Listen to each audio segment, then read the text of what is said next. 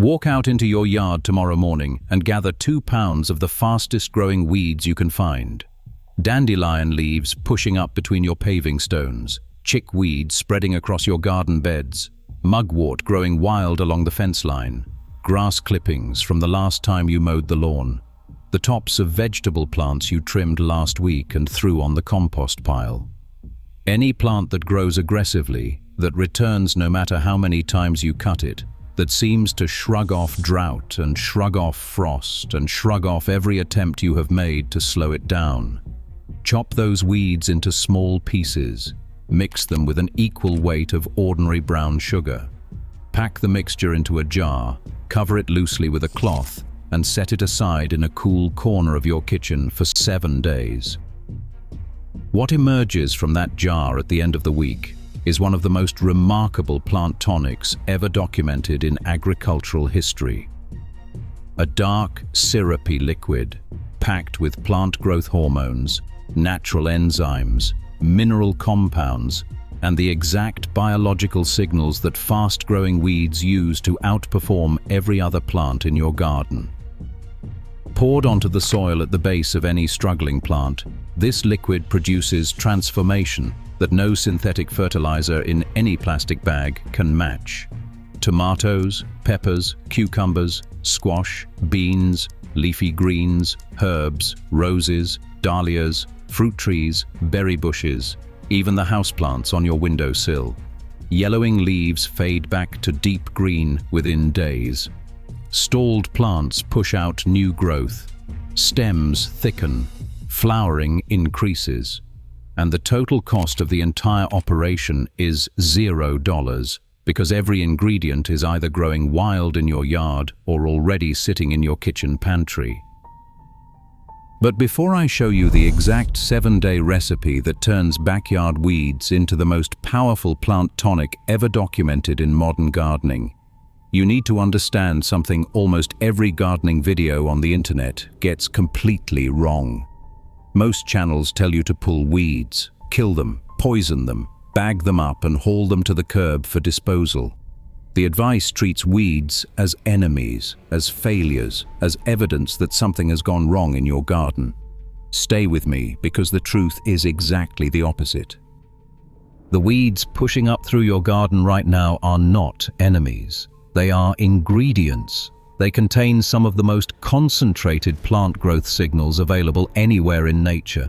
And the reason nobody has told you this before comes down to who profits from you buying synthetic fertilizer year after year instead of turning the weeds you already have into the tonic your garden actually needs.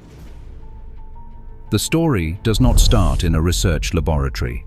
It starts on small farms in the mountains of South Korea in the 1960s, where a farmer named Cho Han-kyu began developing a complete system of natural agriculture built around fermented plant preparations, indigenous microorganisms, and locally sourced ingredients. Cho spent decades observing what actually worked in the rice paddies and vegetable gardens of rural Korea, systematically documenting techniques that traditional farmers had used for generations without understanding the underlying science. He named his approach Korean natural farming, and the fermented plant juice he documented as the foundation of the system became one of the most widely adopted natural fertilizers in Asian agriculture over the following half-century. Today, Korean natural farming is officially taught by agricultural extension services in Hawaii, the Philippines, parts of Africa, and dozens of other regions where farmers have rejected synthetic inputs in favor of biological methods. The United States Department of Agriculture has funded research projects documenting the effectiveness of Cho's fermented plant preparations in commercial agriculture.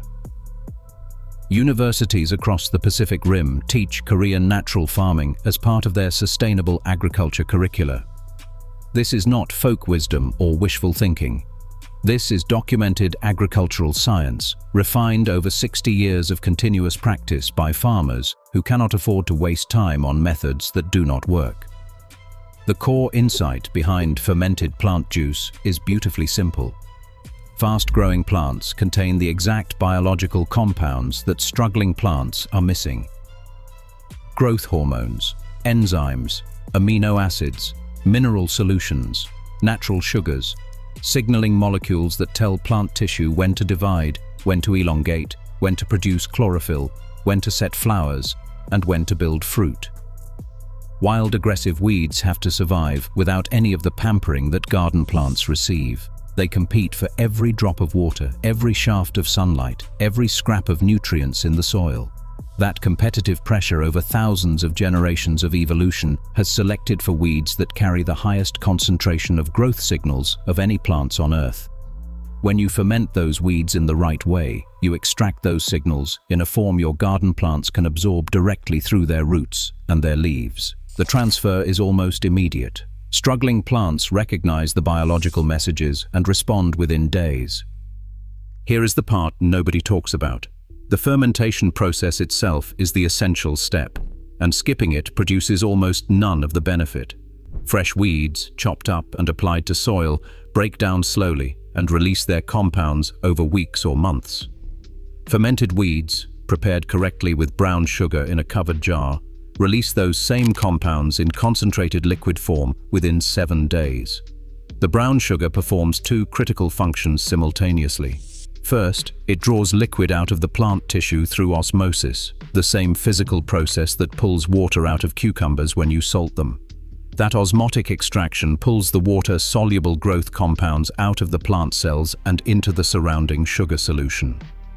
Second, the sugar feeds populations of beneficial microorganisms that colonize the mixture during fermentation. Those microbes further break down the plant material, releasing additional compounds that were locked inside cell walls and adding their own metabolic byproducts to the final liquid. The 7-day fermentation produces a tonic that is dramatically more potent than anything you could produce by simply steeping fresh weeds in water.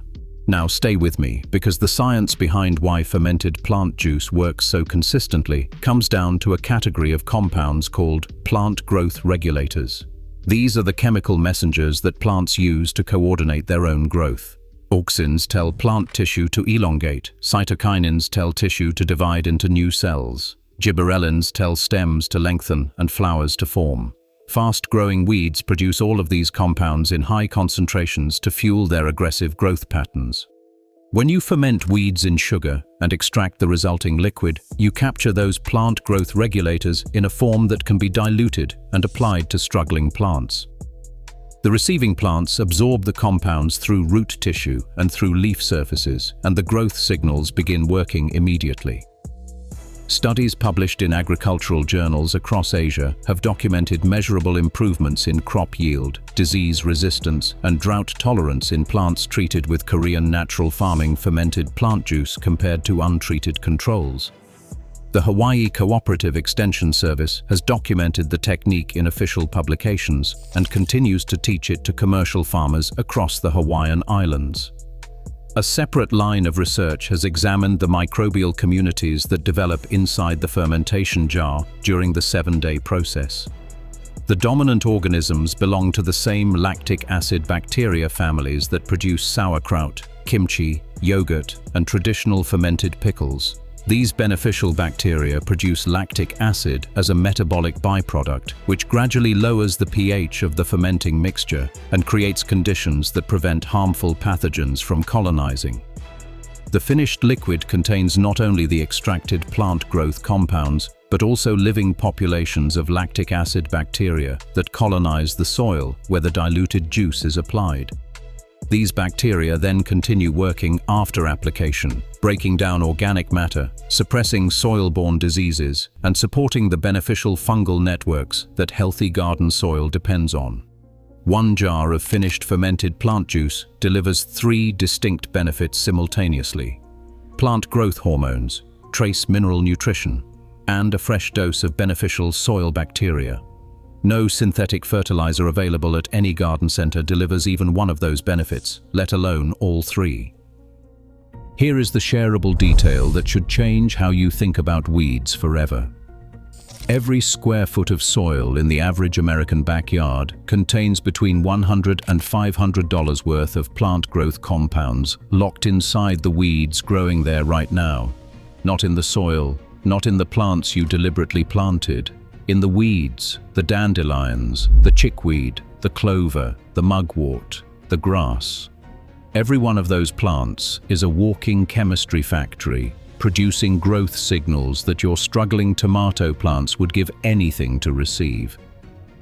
When you pull those weeds and throw them in the trash, you are throwing away hundreds of dollars of natural plant hormones that would otherwise cost you $30 to $50 per bottle at a garden center. When you learn to ferment them instead of discarding them, you convert your weeds into the most powerful garden tonic available at any price, produced from ingredients that literally grew themselves for free. So why is none of this taught in any mainstream American gardening source? The answer is the same answer that explains every buried gardening technique. The global synthetic fertilizer industry generates over $200 billion in annual revenue selling chemical amendments to home gardeners and commercial farmers. Fermented plant juice threatens that entire business model because the ingredients cost nothing, the technique cannot be patented, and the results are documented to match or exceed the performance of expensive synthetic products. A homeowner who learns to make fermented plant juice from backyard weeds spends $0 on plant tonics for the rest of their gardening life. A homeowner who never learns the technique spends thousands of dollars over the same period on synthetic products that deliver worse results. The economics are exactly backward from how the chemical industry needs to function. So the most powerful natural plant tonic ever documented sits in agricultural university curricula in Hawaii and the Philippines, while American gardeners walk past their own untapped weed supply on their way to buy expensive bottles at big box stores. Now I need to be honest with you, because dishonesty in gardening advice is exactly how good techniques get unfairly dismissed. The smell of finished fermented plant juice is strong. Not unbearable, but definitely noticeable. Something between apple cider vinegar, kombucha, and old grass clippings, with a faintly sweet undertone from the residual brown sugar. The finished liquid is not something you want to store in your kitchen next to your coffee. Keep it in a garage, a shed, a covered outdoor area, or a corner of your basement. The smell fades quickly once the diluted liquid is applied to soil and the sun evaporates the volatile compounds, so your garden itself will not smell of fermentation after application. But during the 7 days of active fermentation and during the pouring and diluting process, expect an assertive aroma that reminds you the process is working. There is a second honest caution worth flagging. Not all weeds work equally well. The best results come from young, tender, actively growing plant material. Old woody weeds, dried grass, weeds that have already gone to seed, and weeds treated with lawn chemicals produce weaker fermented juice, or in some cases fermented juice that damages plants. Choose green, tender, healthy weeds that are still actively growing. Avoid the seed heads if possible, because seeds surviving the fermentation could sprout wherever you apply the finished liquid. And absolutely avoid any weeds pulled from lawn areas treated with herbicides, because the herbicide residues can survive fermentation and damage the garden plants you apply the finished juice to. Now we get to the part you came here for, the exact recipe. Pay attention to the details, because the ratio of plant material to sugar and the fermentation time are what separate a powerful working tonic from a jar of cloudy failure. You will need approximately 2 pounds of fresh green weeds or fast-growing plant material. If you do not have a scale, that is roughly 2 full grocery bags of loosely packed leaves and stems. Chop the material into small pieces about 1 inch long to expose more surface area for the sugar to work against. The chopping is important. Whole leaves ferment slowly and unevenly. Chopped material ferments quickly and produces a more consistent finished liquid.